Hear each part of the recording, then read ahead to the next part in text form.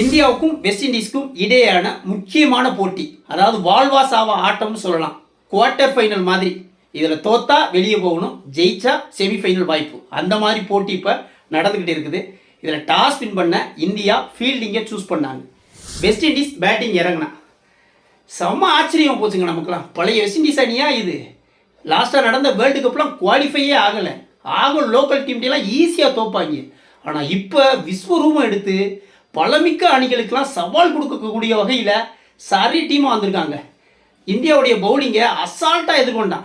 மொதல் 10 ஓவருக்கு 95 ரன்னு, வெறும் ஒரு விக்கெட்டை மட்டும்தான் இழந்திருந்தாங்க.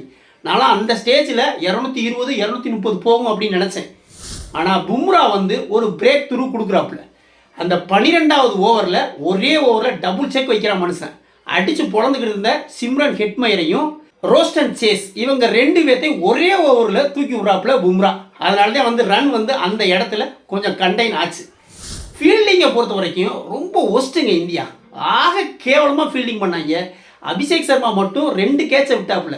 ஆரம்பத்திலேயே ரோஸ்டன் சேஸுக்கு 10 ரன்னு கீழே இருக்கும்போது கையிலே விழுந்த கேட்சை விட்டா மனுஷன்.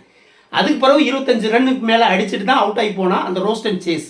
கடைசியில் ரோமன் பவலுக்கு கையிலே விழுகுது கேட்ச், அதையும் விட்டான். எங்க முக்கியமான ஆட்டம். இந்த போட்டியில் தோத்தா வெளியே போகணும், எப்படி உயிரை கொடுத்து ஃபீல்டிங் பண்ணணும். ஆனால் இவங்க கையில் விழுகிற கேட்சை விழுகிறாங்க. கொடுமைங்க இதெல்லாம். 12வது ஓவரில் பும்ரா டபுள் செக் வச்ச உடனே ஸ்கோர் கண்ட்ரோல் ஆகுது. 14 ஓவரில் 119 ரன்கள் அடிச்சிருக்காங்க. 15வது ஓவர் ஹர்திக் பாண்டியா போடுறாப்புல சூப்பராக போட்டு 7 ரன்கள் மட்டும் கொடுத்து 1 விக்கெட் எடுக்காப்புல. அப்போ 15 ஓவருக்கு 125 ரன்கள் இருக்கிறாங்க. அங்கேருந்து பார்த்தா 165 170 ரன் அடிக்கிற மாதிரி தான் சூழ்நிலை இருந்தது. அப்போ தாங்க ஒரு தவறு ஒன்று நடக்குது. நான் அந்த கௌதம் காம்பீரை கேட்குறேன், நீ கோச்சர் வேலை பார்க்குறியா இல்லை என்ன வேலை பார்க்குறேன்? கேப்டன்னா கேப்டனுக்குரிய வேலையை பார்க்கணும், பிளேயருக்குரிய வேலையை பார்ப்பேன். நீ அங்கே உட்காந்துக்கிட்டு இப்படி ரிமோட் அமைக்கிக்கிட்டே இருந்தா இதை செய் அதை செய் அதை பண்ணு இதை பண்ணுனா அப்போ களத்தில் விளையாடுறவனுக்கு என்ன வேலை?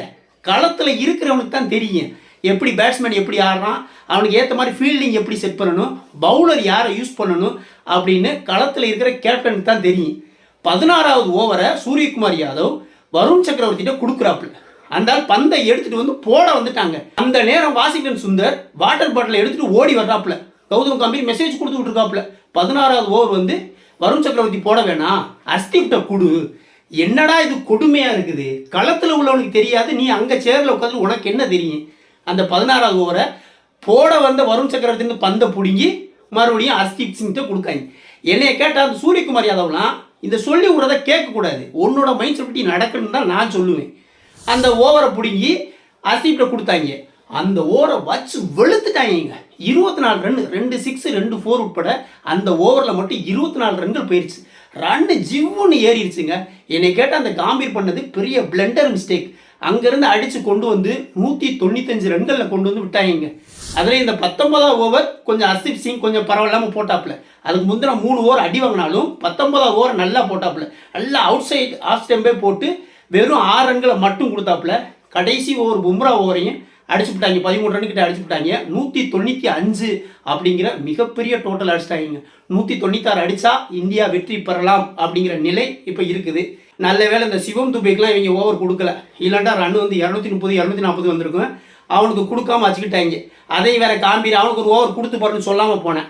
எனக்கு என்னென்னா அந்த காம்பீர் பண்ணுற வேலையெல்லாம் ஆக மடத்தனமான காரியங்க. இந்தியாவை பொறுத்த வரைக்கும் எல்லாருடைய கான்ட்ரிபியூஷனும் கண்டிப்பாக தேவை.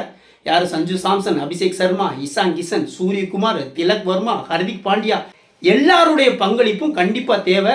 அப்படி ஒரு ஆட்டத்தை ஆடினா மட்டும்தான் இந்த ரன்களை சேஸ் பண்ண முடியும். ஏற்கனவே வேர்ல்டு கப்பில் அதிகபட்சமாக 173 ரன்களை தான் இந்தியா சேஸ் பண்ணி ஜெயிச்சிருக்காங்க. இந்த போட்டியை பொறுத்த வரைக்கும் நெருக்கடியை ஏற்றிக்கக்கூடாது. ப்ரெஷரில் ஆடினாங்க அப்படின்னா இது கஷ்டம். எப்பயும் போல் ஒரு போட்டி மாதிரி இயல்பான ஆட்டத்தை வெளிப்படுத்தணும். நிச்சயமாக இந்தியா இந்த டார்கெட்டை அடித்து ஜெயிப்பாங்கன்னு இந்திய ரசிகர்கள் நம்புகிறாங்க, நம்மளும் நம்புகிறோம். பொறுத்திருந்து பார்ப்போம். வீடியோ பிடிச்சிருந்தா லைக் கமெண்ட் பண்ணுங்கள், குறிப்பாக சப்ஸ்கிரைப் பண்ணுங்கள். மற்றும் ஒரு வீடியோவில் சந்திப்போம்.